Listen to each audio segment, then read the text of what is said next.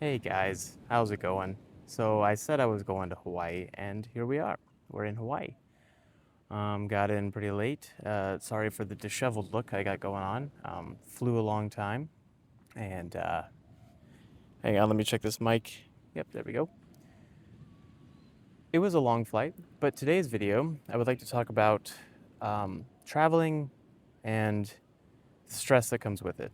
Because when I was younger, especially when I was really young, traveling was just boring.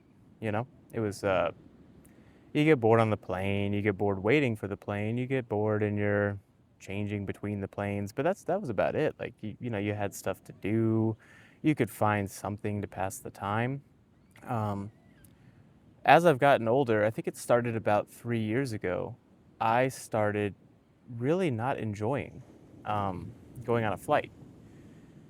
I would get on the flight and it would be like this pervasive feeling of you're stuck in this tube until we land, and there's no way to change that. Unlike when you're in like a road trip, right? If you're driving cross country, like when I moved, um, you could, if you felt the need to take a break from what you were doing, you could stop the car, get out, walk around, maybe get a snack. I don't know, look at a scenic area if you happen to be somewhere that's nice. But in a plane, you're stuck in that plane. And even getting up to walk around is kind of a whole deal because if you're lucky enough to have an aisle seat, well, at least you can get up, but then it's a narrow aisle. You have to walk around, and there's flight attendants moving, and there's people going to the bathroom, and there's really just not anywhere to go because you can't go to the back galley and hang out because they're going to be like, "What are you doing here? Can we get you anything, or can you go back to your seat?" You can go to the bathroom, but that bathroom is like an escape pod, and it doesn't really help with the feeling of being stuck somewhere. So, on this flight being so long and it's over the ocean, right? I mean, like, it's literally once you pass California, there's nothing else left. It's nothing until Hawaii, or you could turn back to California. That's that's fine for most people, and I feel like most people probably do okay. But I do feel like there's people out there like me who, over time, you've started to get some sort of anxiety being stuck in a tube, surrounded by people, having to act a certain way, like be very, very discreet, quiet, keep to yourself, don't bother the people next to you, just kind of lay low. And that causes a great deal of stress, especially if you're someone like me and you start to have a little bit of like anxiety creep up where you start to like panic a little bit because you're stuck and you're just sitting there in this spot and you can't move. And then you start to think like, oh, if you have something go wrong medically, there is nothing they can do. They can't do an emergency landing like they can over the country, right? Like if you're flying from Texas to New York, they have tons of places they could land, get you somewhere. But when you're over the ocean, you're already on your fastest path, if you will, to getting somewhere where you can get help. I'm not saying I needed help. I'm just saying when you start to think about that and then you realize the situation you're in, that doesn't help with the anxiety. Um, Now, what can you do about that? I have found that if you're someone who also struggles from this issue, um, that just bringing yourself back to where you are. So I've followed the ideas of Buddhism and Buddhist training, not in a like religious form, just more so what they teach, what the original ideas were, and it's all about how anxiety is your perception of either the past and there's nothing you can do about that, or what could possibly happen in the future. Generally, anxiety doesn't have anything to do with what's going on right now in this moment. You are either looking ahead or looking back, and there's really nothing you can do about the future or the past. So, if you realize that you're feeling a certain way, right, like anxious or like you want to get out of a plane, notice it. That's what they teach first, is to notice that you are feeling uncomfortable and then acknowledge it in your mind, saying like, okay, well, I am not in a good place right now. I'm struggling, um, and that's where I am, and that's okay.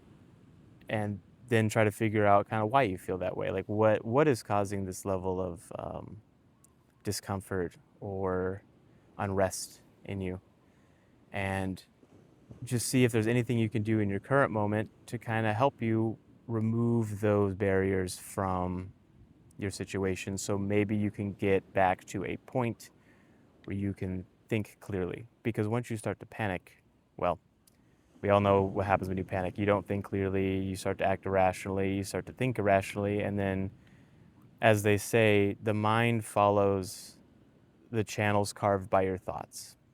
And what that means is the more you start to think a certain way, the more those neurons are activated in your brain, and it will keep feeding more energy into those neurons, and it'll build up on the problem, right?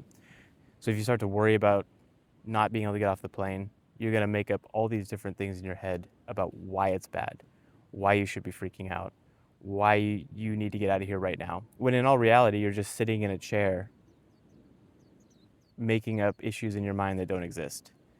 And to be fair, something that does help is there's probably people around you in the plane itself that you're next to that are also having a hard time. And they're doing their best just to make it through. And you're not the only one there freaking out and everyone's having a party. Most people don't like being stuck in one spot around people they don't want to, either they don't know or they don't want to be around, and just feeling like they can't get away. I mean, that's pretty normal for us. So just remember that you're not alone out there when you're up there having a hard time. What I've found is maybe music is a very, very good modulator for the mood, whatever mood you're feeling. So if you're feeling overwhelmed, find something calm. The worst thing you could do is get like some hardcore like death metal music going or high energy music, because that'll just ramp up where you're at. But you also don't want to get like super somber, calm, classical music or that kind of stuff, because it'll warp your mood away from anxiety, but take all that energy and put it into feeling now you're just sad and feeling down. And that's not really going to help the problem either. So just find something that's casual, light, get the music going at a low volume. Don't blast it, because that'll stress you out too, because a large amount of noise or a lot of movement, a lot of lights activity will cause you to become more anxious. That's just your body is designed that way, to react that way to certain things. And then just the moon's really cool. I'll try and see if I can get the moon shot in here when we're done. It's a full moon during the day. It's pretty awesome over the mountain. But yeah, so just try to take it in small pieces. I have found that actually works. If you look at what time it is, right? Don't look at how long you have left. That's not going to help, even if it's only 30 minutes. But look at what time it is. Let's say it's 6, right, on your phone. And say, okay, I'm going to do some music and maybe play a game for 15 minutes. That's it. And then I'm just going to enjoy that as best I can. Pretend until you start enjoying it for 15 minutes, and we'll check back in at the 15-minute mark. Sometimes you make it past the 15 minutes, you don't even notice that the time is passing, and then suddenly you're on the ground, and that's good. Sometimes you don't make it past the 15 minutes, and you are crawling to get to that 15 minutes. But then when you hit that 15 minutes, start over. Do the same thing. See how you feel. Do you feel any different? Do you feel better or worse? Was the music choice good? Is the game you're playing engaging, or was it just trying to grab your attention and you didn't really choose one that would actually help you? What can you change? And then shoot for 10 minutes after that. Put a 10-minute timer on. And then try again.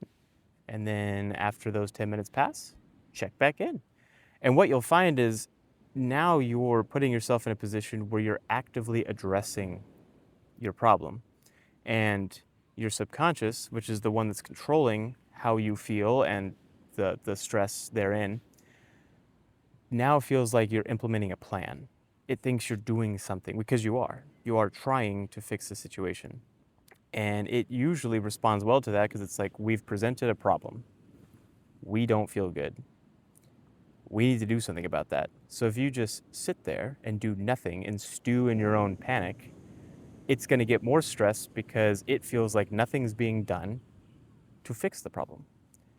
So if you're trying a little bit just to help out what's going on and modulate your environment so you feel more comfortable in it, well then, over time, you will at least, in my experience, notice a decrease in the level of anxiety, stress, uncertainty that you're feeling.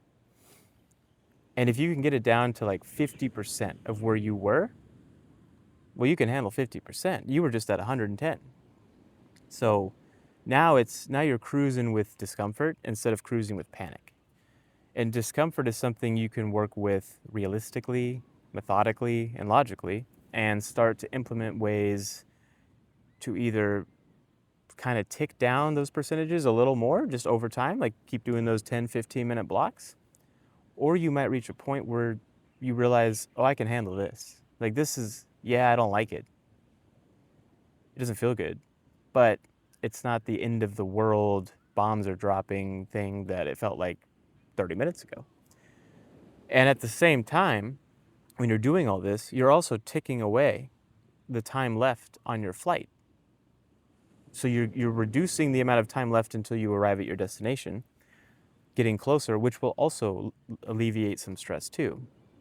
And then when you touch down, I feel like in my experience, when you finally land, it's not like it all goes away. It usually comes back in full force in a different way, because it was all the stuff you were trying to push back. Well, now you made it, so you kind of go, you made it. And then it all comes back, because it wasn't really gone. It was just being dealt with. And then you have to deal with it again. But usually then you can stand up, you can get off the plane, you can start walking somewhere. Maybe go to the bathroom. Maybe you've had to go to the bathroom, but you were so stressed that you didn't even notice, oh, I have to go pee or whatever, because that will add stress to you. So hit the bathroom, get a drink of water, maybe a nice tea or coffee, whatever floats your boat, floats your balloon, if you will. And then start to focus on what you're doing next, slowly moving on. Don't charge forward, but just slowly move on into the next thing.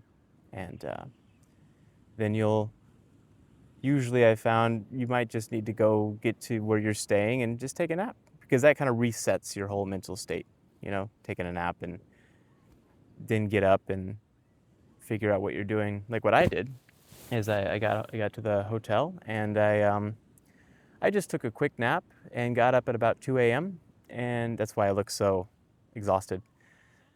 But then I just started walking. I got out there and I walked the boardwalk all the way down the beach, just because there was no one out there, so reduce stress. And the waves were coming in, the moon was out, so you could see they have nice lighting. No one was really out about causing any problems, and just started walking. And then as the day went on, the sun was starting to come up around 5:30-ish. People started to come out, but it was a slow flow of people coming out, right? And that was like a gentle introduction into, okay, you're in a new place with people you don't know, in a situation, like all these people you've never seen and places you've never seen. But doing a staged introduction of people was very helpful, just because it was a slow introduction. Instead of being slammed forward at 10 o'clock in the morning where everyone's out, all the kids are out screaming, people are going nuts, parties are happening, music's going. And then a cool thing on the side is there's a ton of cats out. Cats and roosters are abound in the morning here. It's crazy. So you get to hang out in the morning with cats and roosters instead of loud partying people. And that's pretty cool. But yeah. So I just kind of wanted to talk about that because it hit pretty hard this time for me. And I don't know if there's anyone else out there like that. Maybe most of you watching are like, yeah, well, I don't have any problem flying. I'm not sure what's wrong with you. And that's fair. I understand. But if there is someone out there that has a hard time, hopefully this was helpful for you. And yeah, the moon. Let me see if I can get the moon shot in here. There it is. The moon. Yeah, sorry about turning it sideways. That was my bad. Yeah, it's pretty nice here. So anyway, thanks guys. And I will be posting more. I'm gonna go get showered and get myself looking better, but I just wanted to throw that out there in case anyone has a similar problem. And I hope you guys have a great day, and thanks for watching.